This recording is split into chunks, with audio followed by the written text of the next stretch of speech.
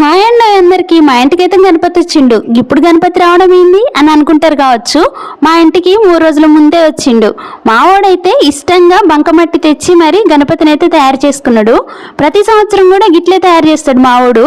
ముందు మా ఇంటికి వచ్చిన తర్వాతే మండపాలకి గణపతి అయితే పోతాడు కావచ్చు. మా వాడపైన పెద్దవాళ్ళది ఒక బ్యాచ్ ఉంటే చిన్నపిల్లల బ్యాచ్ ఒకటి ఉంటుంది.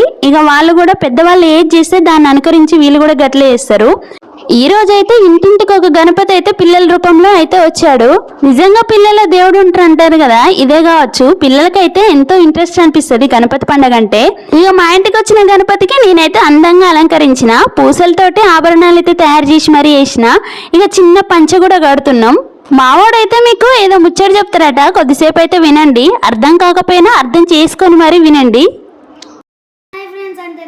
ఈరోజు మట్టితోని గణపతి చేసినాం. ఎందుకు గణపతి చేసినావు తమ్ముడు అనవద్దు, ఎందుకంటే ఈరోజు వినాయక చవితి దగ్గరికి వస్తాను కదా ఫ్రెండ్స్.